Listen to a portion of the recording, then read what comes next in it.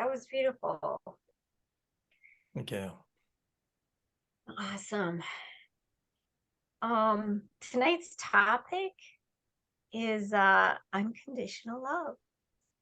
Yay. And something came to mind as I was looking things up. And Roger said we're perfect, but I'll tell you that there was a span of time where I'm pretty sure I wasn't. And it had to do with my husband had fallen from a second story, Mm. and he'd injured himself quite severely, where he had to be home. And actually he was home for like 9 months recovering and everything. And we live in the middle of nowhere, like Lori, in the middle of nowhere. And we had a wood stove, and I had pets, and I think I had one child, one of my sons still at home, the other one was away at college. So my children were kind of like adults, I guess, or whatever. But mom is mom and wife is wife. And I was one of those like A personalities, get the house clean, do everything. But my husband was incapacitated. And every weekend I had off, somebody would come up north to visit him, help him, recover. I mean, the poor guy's broken. And so I'd strip beds, make meals, go shopping, get everything. And my husband's laid up. And people would come and I'd make meals. And then they'd all leave and I'd strip beds, clean house, and then do the same thing for weeks. I'm pretty sure I did it for about 4 to 6 weeks. Now, my husband does not remember any of this. He doesn't even remember me massaging him for a half hour every day, to keep his circulation going. We're nurses, and I'm going to get his circulation going to his spine. I'll be honest with you. I thought, how is nobody seeing I need help? I really need help, and so I'll be honest with you, I did not send a lot of love out. I did not feel like that I had unconditional love, although these people were wonderful. Looking back, they were wonderful, and I understand unconditional love now, but I did not. I would have loved somebody to give me a hug. Just a hug would have been helpful. But Sounds exhausting what you went through. Like full-time hotel keeper, restaurant manager, it caretaker. was exhausting, I and bet. I didn't know how to cope. I really didn't know how to cope, really, and I was very angry. But I didn't feel a whole lot of unconditional love towards really anybody. You were too busy. Oh my goodness. So I was wondering, so I looked up unconditional love, and of course it says you can't have conditions. You can't expect to give love out and expect something in return. And I'm thinking, oh, well, what you kind of do. I mean, you kind of want somebody to pat you on the back saying you did a good job. Oh, thank you so much. Those were great meals. Or here, we'll get the laundry or something. But yeah, I think it was the expectation. I thought people did that. I thought it would just come, but that isn't it's not the way it works. And what I realized was I did have expectations. I had expectations on everybody. I was like a control freak. Truly, I was. Looking back, I can say, oh, pity party me, blah, blah, blah, but looking back, I was very controlling. The house had to be clean. The meals had to be just so. I had to make sure that there was meals. Why couldn't I just think about asking somebody, Britt, let's do potluck, or if you're on your way up, just stop off and bring, some food. I'll pay you. None of that crossed my mind. No, Miss Control Freak, have to eat this way, blah, blah, blah. Klaus has to be such and such. And I have a husband that's laid up, oh my God. But no, I think what I learned most was that I had to love me. I didn't love me enough. I didn't have the respect for me. Like, I didn't think I was worthy of anybody helping me. I didn't, the expectation was I could do it all, and that's not very kind or loving to myself. And I think put, if we love ourselves, that all comes in. I don't think I had that for myself. I was, like you said, too busy or whatever. But I think if you start to do that self love, like Roger said, like that getting in connection with, yes, you are worthy, um, then it all falls into place. It really, everything is very helpful. Even very difficult situations don't seem to last that long, or they bounce back real fast when you don't have conditions on yourself that you say it's okay. If I would have said, Rach, it's okay that there's dust bunnies. Rach, it's okay to ask for help, that's a loving thing and a kind thing to do for you. And really, who would say no to you when you're like that, when they see what's happening? But no, I think I had barriers and blocks up for all of that. And I think that saying that you are worthy, and it starts there first, I think. When I was researching this, it kind of looked like that was what I was missing, was the work on me. I didn't see that I was worthy. I didn't see that I deserved love. And I wasn't loving to myself first. And then when you do that, you can give love out easier, and then it comes back in a very gentle, beautiful way. So I guess that's kind of like a big learning lesson that I had back a few years, like a few years back. But it took a lot of work. It took a lot of years to get there. But I don't learn easily. Seems like I need the cast iron frying pan to hit me over the head, like my husband's injury, and to go through all of that before I learned that I was worthy. And I hope other people learn it easier than I did. Does anybody else have anything about what maybe unconditional love is? Does it have boundaries? Is there boundaries, or is it just free? Is it just... I'm going to share a story which some of you may have seen actually, but this was going back a few years now. But there was a program about a guy, and he made a lot of money. He was very wealthy. He made a lot of money on the stock exchange.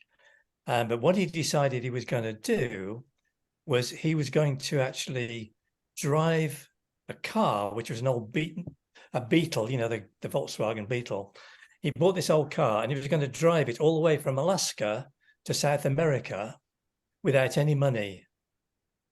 And he was going to totally rely on people's generosity and their unconditional love to him. And he said, it's amazing the people that just helped this guy. And he would sort of stop at a garage and wait till somebody came to fill their car up. And he'd say, look, I've got no money. Could you fill my car up for me? And people would do that. And he talks about all these things. And in each episode, he meets about 6 or 7 different people, and they all tell him their story. And some of them are really struggling in life. And what happens is at the end of his period in that particular town, he picks one of those people and he goes to them and tells them how generous they've been to him, how they've shown all this love and they've helped him and this, that, and the other. And they've shared maybe that they want something. Maybe they've never had a holiday, or the kids can't go to university. And he actually then makes a gift to pay for whatever it is that they want. And the interesting thing was that as he starts to go down, and he goes through Mexico and into South America, what I observed was that the people that had the least gave him the most. So he'd walk through the towns with his hands in his pocket, and he'd just go up to people and say, look, could you put me up for the night? And of course, the people that had the money would say, well, no, get away, go. But some of the poor people, and there's one particular family, I think it was in, I can't remember where it was now, in Peru or somewhere, they actually shared a room with 4 children, and 2 adults. They had one little room that they slept in, and they all got out the bed and allowed this guy to use, well, he wouldn't do it in the end, but they offered him their bed.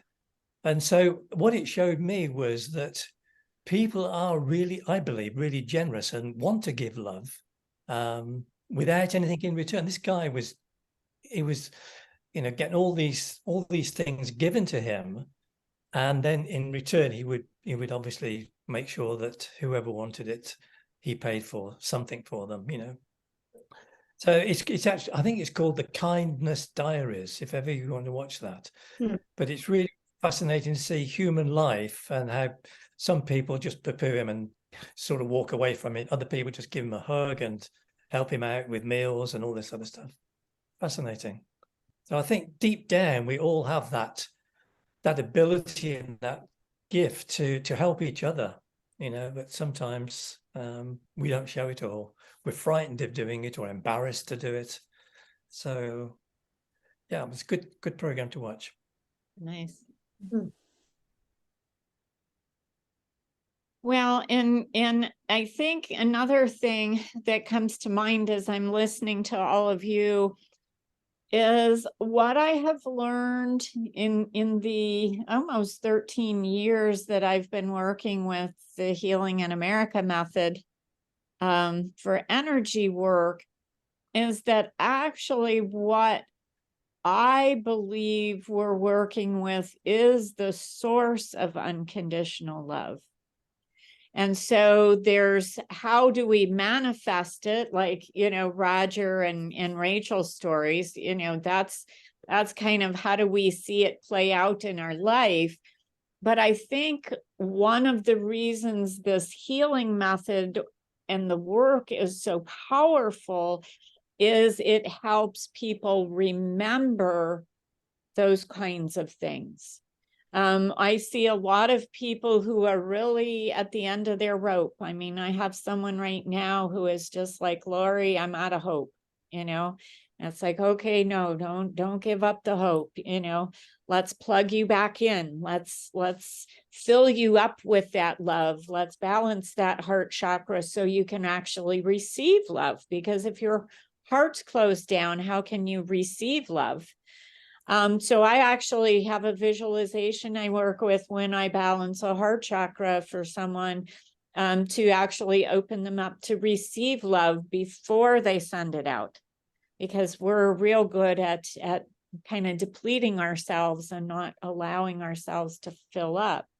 So that's just, to me, another aspect of unconditional love, is the fact that it's freely available in the universe, that we can connect to it anytime, and that we can share it in the ways Roger talked about, and in many and various other ways that to me are not necessarily taught to us through society. Right now there's lots of messages about those who have and those who have not, and judgments and all kinds of things that come. When yet we really can just be love, manifest love, show the world what unconditional love is. And like Rachel said, with no boundaries, it's simply just giving and allowing that the universe, that's the other piece of it, there's always an exchange. And so if we give without condition and without thought, that's a very high vibration. Unconditional love to me is the highest vibration. And so those are the things that then will come back to us, because that's what we're sending out into the universe, whether it's thoughts or actions or anything else. So, it's all energy, and that's to me, the purest energy, the highest vibration energy. And so when we come from that place, regardless of what we're doing, to me, that's when the miracles get to happen. And I think, we all give. I think particularly people that are doing the sort of work that we're doing, is we all like to give to people. And there's a great feeling of satisfaction for you, I think, to give somebody something, and you don't want anything back. You see a guy begging on the street corner, you give him $10, and it makes a lot of difference to him, and it's nothing for you, but you actually feel good. And I was reading that people that donate get as much satisfaction out of the recipient as the same as the recipient. Yes. I think they did a study in Harvard about the importance of giving, and very often we don't want to give. We sort of get into this fear of shortage and this, that, and the other. But when we give, then we get it back, and we're supposed to get it back tenfold. I mean, that's not the reason we do it, but it does come back to us in different ways. But you also get a good feeling inside of you by actually helping someone along the way, and unconditional love. So, and I'm sure we'll do it in our ways.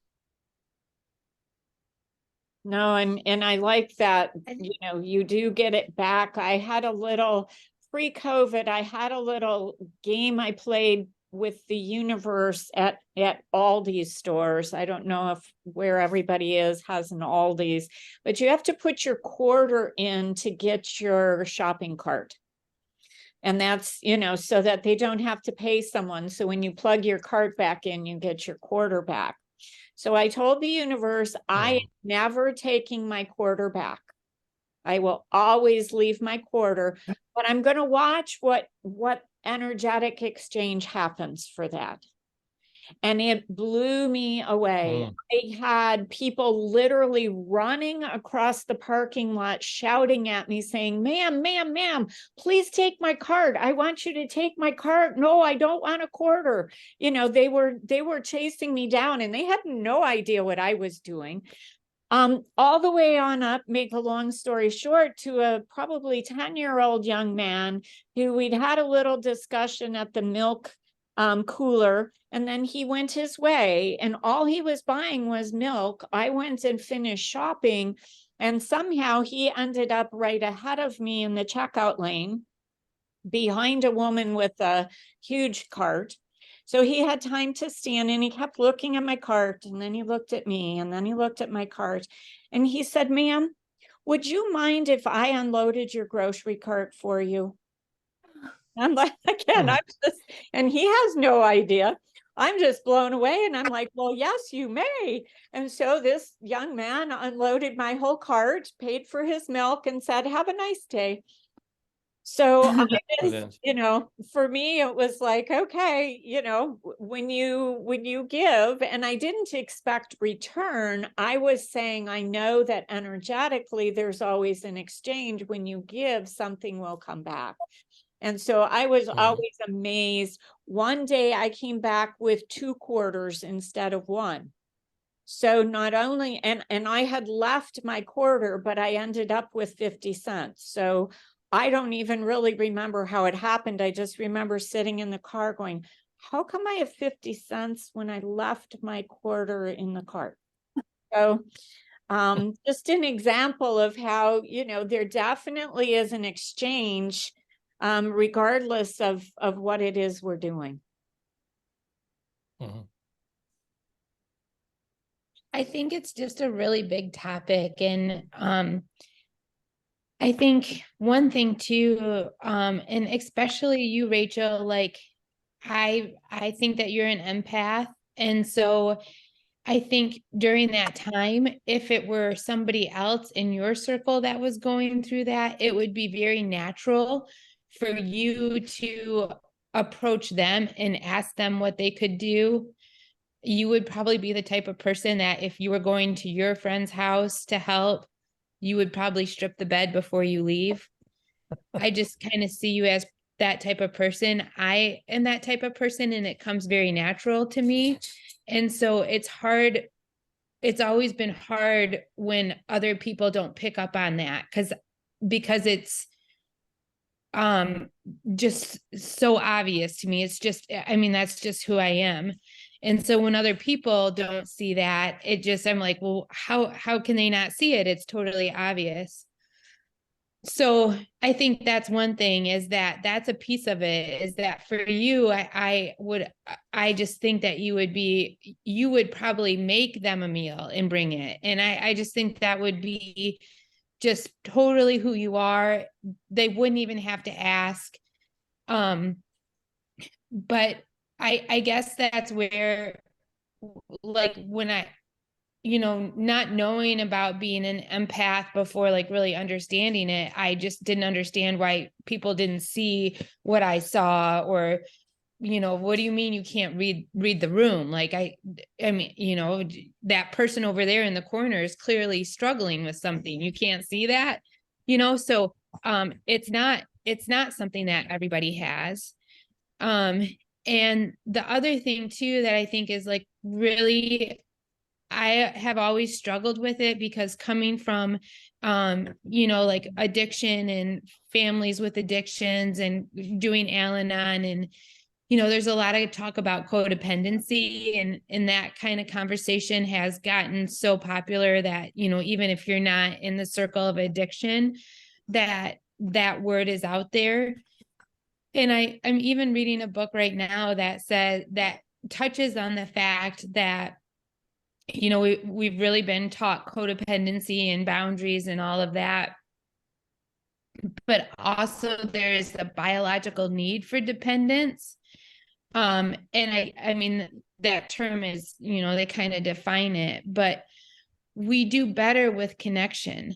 We have more confidence when we are connected to other people. We'll take more risks, more healthy risks. That's science. That's not, that's just part of it, because we're biologically wired to be together. So I think that's the other thing that, like, as you were talking, what made me kind of something that became aware to me is that, us gathering and the teachings that we've learned, if we encounter family, friends that are even closed off to love and don't have self-love, we are the people that can break through those barriers and be the ones like, hey, you've had a lot of company. Why don't you go out for the weekend? I'll do the meals, like, or I'll clean your house. Like, your husband seems to be stable. Why don't I take you out of the house? Like, you really need to get out of the house, and be the ones to break through that field.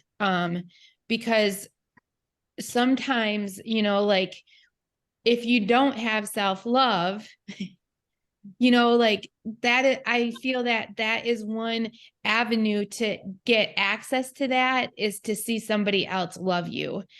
And I feel like there's so much talk on the importance of self-love.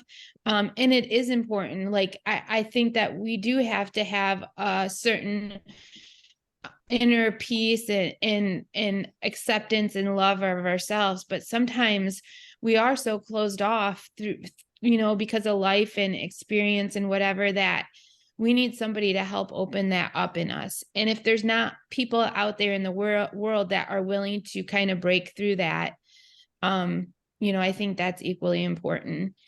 And I bet if you were to ask yourself, your past self in that situation, even now, knowing that there probably could have been a different way to do it, I believe that those things that you were doing then, you thought were loving.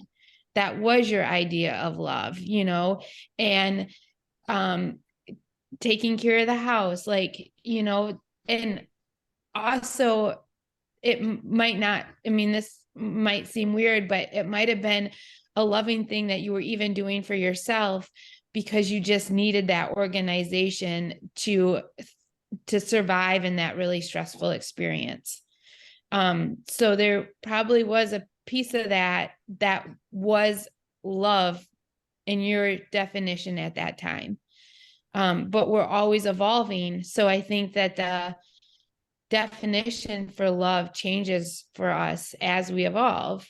But I just always find this really complicated, because I think it's a very hard thing between inner love, but also the fact that we do need each other. And as this world gets more divided with social media and independence and, financial stuff gets more separated, we lose that connection and become, you know, like COVID, we become more self-dependent. And also social media makes everything very self-aware. And, you know, there's a bit of that I think can go off the limb unhealthy. So so that's my struggle. And then you throw in being a single person and trying to balance the idea of self-love and you know, love, unconditional love for another. It's a big topic. So Beautiful. Oh my God, that's like really insightful. That's like awesome. Thank you. Thank you. Yeah. Wow. Yeah, Rachel, what struck me, it's sort of along the same lines when you were talking was, and just because you seem to be sort of self-deprecating, like you were saying, oh, I didn't love myself enough, you know, I don't think I I was did. dumb. But, you know, I mean, how many of us, you know, I know some people's stories, you know, here just from past conversations. We didn't all grow up in these perfect loving homes where we were taught self-love. You know, we were shamed and we were, you know, it's like no wonder we're screwed up. You know, it's sort of like, you know, and I'm still learning to the whole self-love thing. I mean, I'm 62, you know, it's like, well, how long is it going to take? I don't know. But, you know, I mean, like this morning and this occurred to me because I have some guys that are supposed to come and do some electrical work in my house, like replace like some hanging lamps and stuff like that. And they're supposed to come tomorrow. Well, they showed up this morning at 8 o'clock, you know, and I had wet hair, you know, hear the knock at the door. And I'm like, did I make a mistake? Or are they supposed to be here? And I quick grab my phone and I look at the email and it says she's going to be here Friday, the 17th. So I go out to the door, you know, he's at the front door, two guys. And I open the door and he's like, hey, you know, how are you? We're here to do the work. And I said, I'm really sorry. Like, I'm apologizing. I said, but your email said you were coming tomorrow. He's like, really? And all I did was kept apologizing. And but then they leave and I go back like to finish getting ready for work. And I'm like, why the hell am I apologizing? They showed up on the wrong day. What is wrong with this picture? Why do I feel I need to apologize? You know, and I was kind of like annoyed at myself that I kept apologizing. And he was like, oh no, you're okay. And I'm thinking to myself, damn right, I'm okay. You're the one that screwed up. You guys came on the wrong day. And I was just like, dumb example, but like, why is my automatic response to apologize for something that wasn't my mistake? It wasn't a big deal. They're going to come back tomorrow, you know, but I was like, just the fact that I was apologizing so much. Alan, you're Canadian, and did you say sorry the Canadian way? I don't know. I don't think so. We have ancestral blood because we start every sentence with "I'm sorry." Oh, really? Oh my gosh.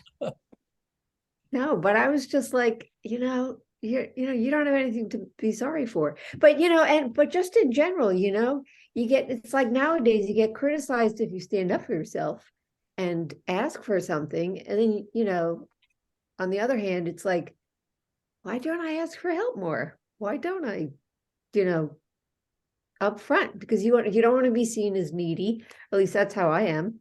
You know, you pride yourself on being able to take care of things on your own, to some degree. And yeah, it's tough. It's, you know, it's a fine line that you gotta walk. So it's not all you, I guess.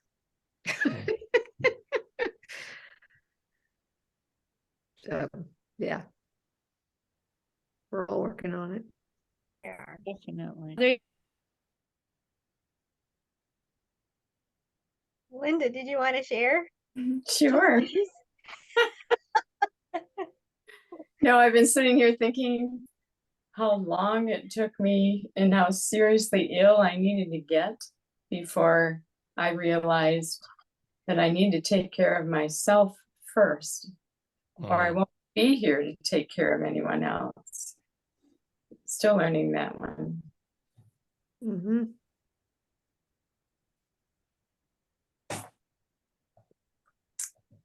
It's a hard lesson when your whole life, well, your career was as a nurse, and you just give and give and give and give and try to satisfy everyone else's needs and make them comfortable, including your family. And then you end up ill because you haven't loved yourself enough to take care of yourself. Mm-hmm. So still working my way back. You. We all are, I think. Yeah. It's interesting, though, isn't it, how we all feel. Well, we don't feel we've got to give. We like to give, and that's why we do the work that we do. But I think it's a very good lesson to learn, is that you do have to put yourself first. And as you just said, Linda, you know, if you don't, you just get exhausted and you can't give your best, and you know you're at risk of becoming ill. Yeah. So it's not selfish to put yourself first. I mean, it takes a long time to grasp that, because we are naturally wanting to help other people. That's what we do healing for. But if you don't put yourself first, then you burn yourself out. And a lot of therapists do that. I've seen it with people where they just give so much and then they wipe themselves out. And then for 6 months, they can't do anything. Yeah. So But- put yourself number one in a nice way. I think society lends itself to that. Yeah. Many times. It's better to give than to receive, you know, all those things. Give all that you have, because that's the right thing to do. Mm, Yeah. The learning process. it is. It is.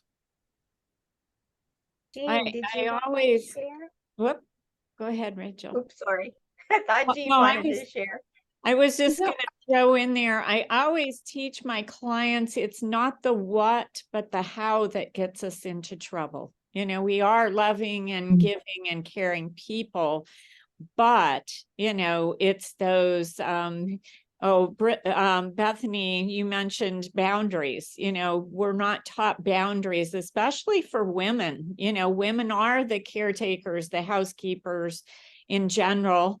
Or the way I was brought up, you know, that was a woman's job. You know, that's what you did.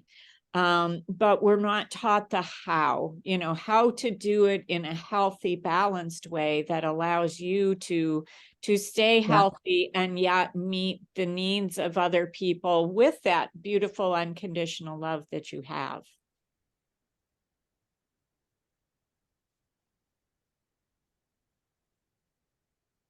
Yeah.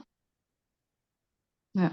I just would like to add that I think this topic is perfect, especially after last month's topic about God and unconditional love. I think it just leads itself nicely, pairs itself well, because we were taught that God will love you no matter what. You know, so I just thought it was it's a nice pairing between the 2 months.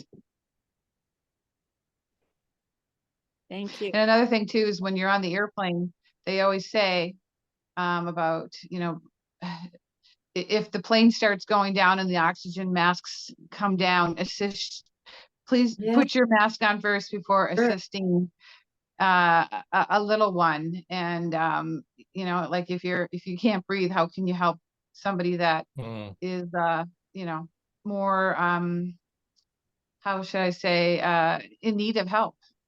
Yeah. Vulnerable. Yeah. Beautiful. Thank you.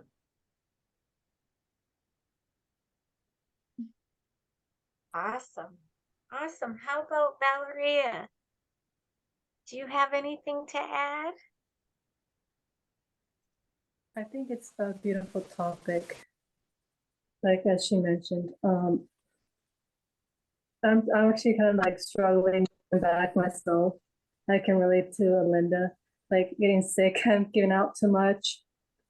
And actually right now I'm like with my allergies, like I need to put myself first to take care.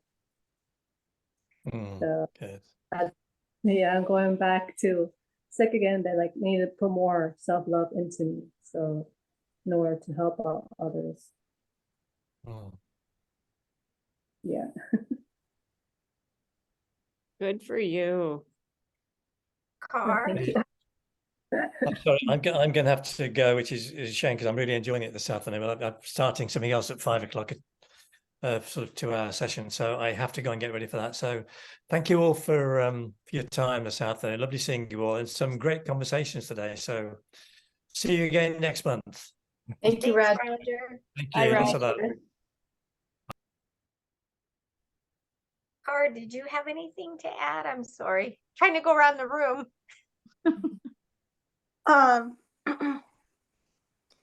It goes back to one of our rekindles last fall or something when Roger had said we're intended to live in a world of unconditional love.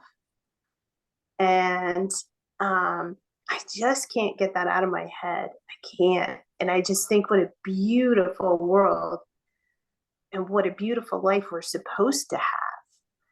And I just keep striving for that because I think that is what's intended for us. I think that's what God wants us to be healthy and happy and full of love. And I think that somehow we've been weighed down by life. And I think if you shut stuff off when your internet goes out, when your phone doesn't work, and it's possible. I just think it's possible. Beautiful, beautiful. I agree with that. They had some suggestions on how to do that.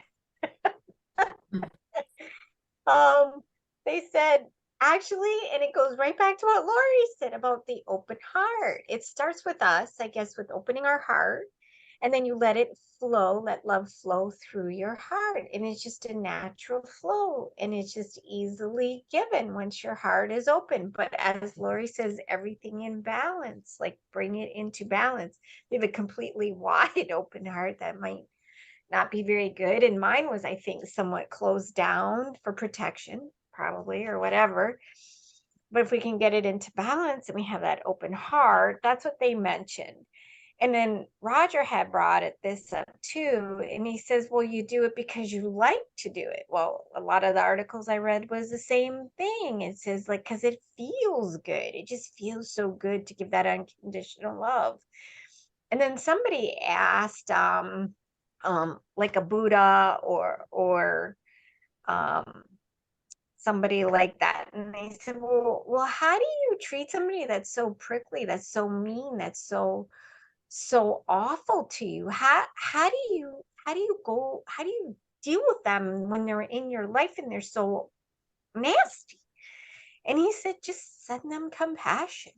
You don't have to like, I guess, what people do to you, but you still send out the love to them, and I thought, well, I wish somebody told me that. You don't have to like what they do, but you still can love the person, and it's true. And as Bethany mentioned too, that connectedness, we are truly meant to be connected. We seem so divided, but we still can't seem to do anything all by ourselves. I really feel like we do need each other.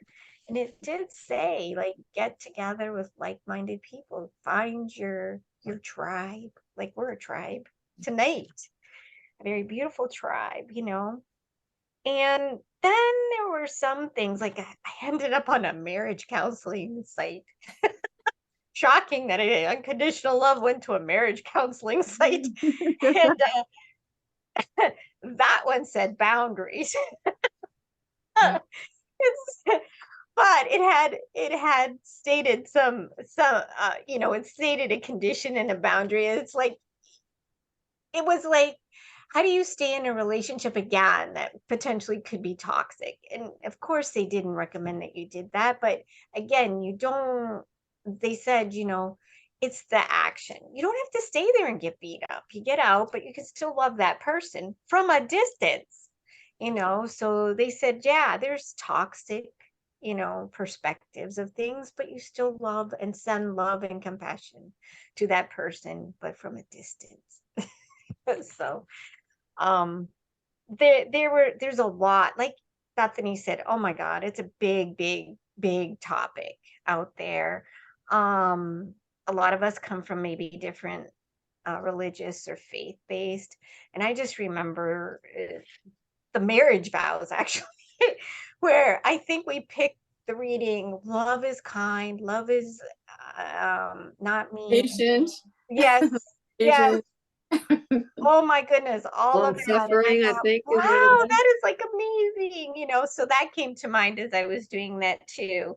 And it really is. But again, I think it comes easily with that open heart. And then most of the articles, including the marriage one, says it starts with you first. And Jean, as you aptly put it, it's like us putting our mask on first. It starts with us first. So this was a beautiful topic. And I have a question. I don't have kids, but I would think that when people who have kids, when women who have kids, or even the father, the first time you hold that new baby, brand new baby in your hands. Oops, are you still there? Okay. Yeah. That feeling is what I would think is the most powerful feeling of unconditional love. Mm-hmm. Right.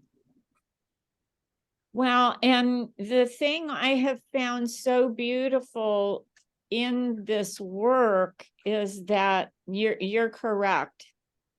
And at the same time, you can recreate that kind of connection and that kind of feeling.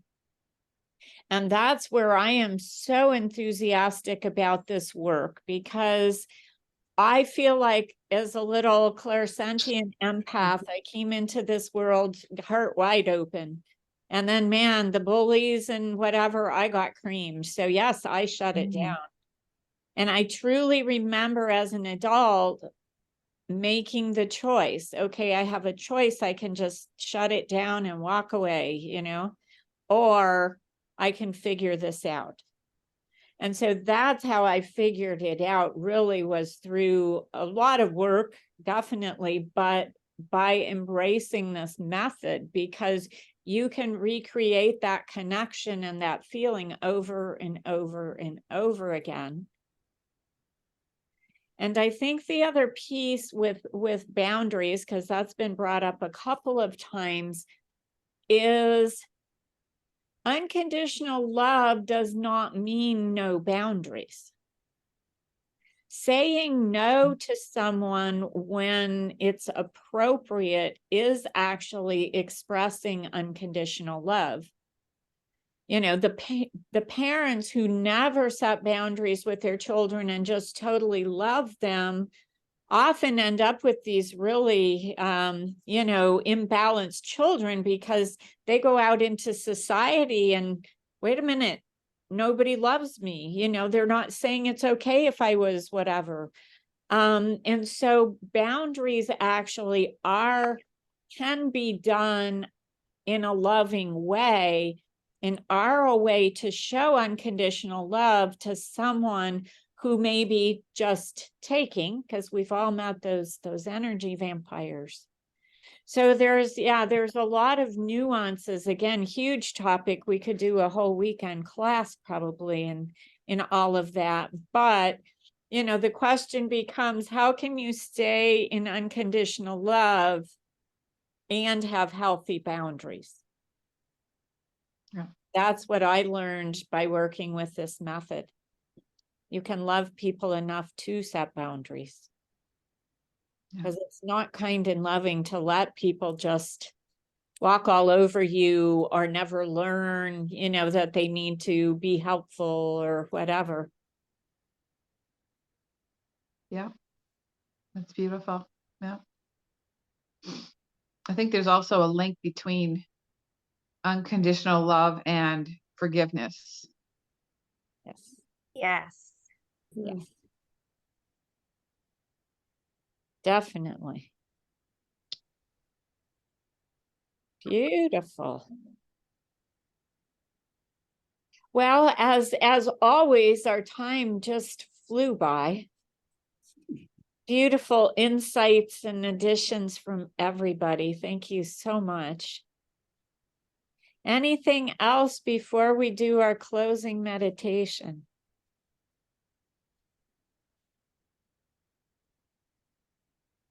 Okay. Well, let's just once again make sure our feet are flat on the floor. And just notice that chair beneath you as it holds you safe. And when you're ready, take your attention down to that base chakra, the root chakra at the base of your spine. And simply see that center slow, gently, closing just the right amount for you, keeping you grounded and connected to the earth, who's our mother. And as it slows, it just closes just the right amount for you. And next, take your attention to your sacral energy center just below the navel. See that brilliant orange center again as it just slows gently and closes gently. Just the right amount for you. Keeping you connected to your inner child, to creativity, as well as your life purpose. And when you're ready, take your attention on up to the solar plexus, just below the rib cage. And as that center just slows gently and closes, just the right amount for you, just know that it keeps you in perfect balance, gives you that sense of self. And it's a place where you can hold the thought of, I am worthy of love, because that's where, to me, all of our I ams sit in that energy center. And next, take your attention on up to the heart. And we're going to spend just a little longer here at the heart tonight, and just make sure that we are, as I talked about, open to receiving love, even though we're all probably very good at sending love out to the world. So as you notice that heart chakra, notice on the back side of it, whether you are open there and receiving love from the universe, from the source of unconditional love. So as that center closes and balances, make sure it stays open enough to receive energy in through the back. Then fill you with that unconditional love before you open that front of your heart center to send love out into the world. So whenever you think of your heart center, make sure, just kind of check in and make sure it's open enough to receiving, so that you don't give everything you have. You can draw from the universal source, fill yourself, and then send love out into the world. So just thank your heart for allowing you to connect in that way to unconditional love as you go off into the rest of your day with that center in perfect alignment and balance. And then take your attention on up to the throat, that brilliant turquoise center that allows you to speak your truth so that you can gently set boundaries. And also ask that your heart filter all your words before they come through that throat chakra, so that all your words may be spoken with love. So as that throat center balances, just know that it leaves you able to speak your truth and to be all that you can be. Next, take your attention up to the third eye at the center of the forehead. As Roger said, that's our connection to our inner knowing and our intuition. And as that center gently slows its spin, closes down just the right amount for you, know that it keeps you in connection with that intuition and inner knowing so that you can tap into that at any time. And finally, take your attention to the crown, that beautiful violet energy center that is our connection to the divine, to divine love, to universal wisdom. And again, as that center slows just the right amount for you, know that it is still open to that source, creator source, however you see that, whatever you call that, and creator wisdom, so that you can draw on that at any time. So now all of your energy centers are in perfect alignment and balance, closed just the right amount for you. And then notice that beautiful cloak of healing light and love that's just laid gently over your shoulders.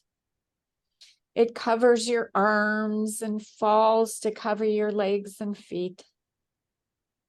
It has a hood that comes up and covers your head and your face gently, as it surrounds you in healing light, in unconditional love and protection. So as you go off into the rest of your day, know that you are in perfect alignment and balance and protected on all levels by that source of unconditional love. And when you're ready, bring your attention back to the room, back to your physical form. Wiggle your toes or stretch whatever you need just to kind of come back.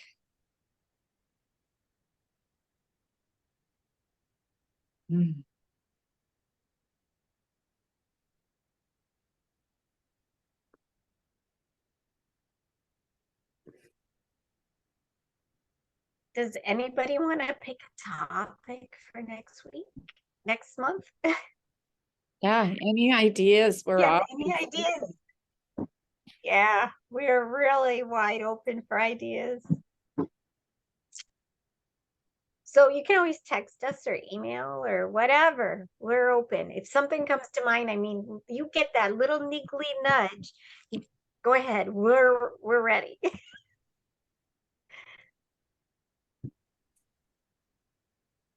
Thanks, guys, for everything. It was a wonderful topic. Wonderful Thank you. participation. Yeah. And we couldn't have done this without all of you. You made it very special. Good to see you all. Thank you so much for all of that. And we'll Thank see you.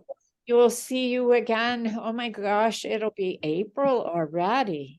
Oh my gosh. Third Thursday. in Wow. April.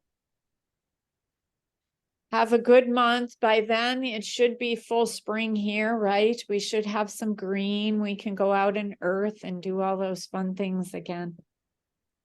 Mhm. That'll be good. We're gonna go to Tractor Supply and look at little chicks. Aw. Happy Thanks.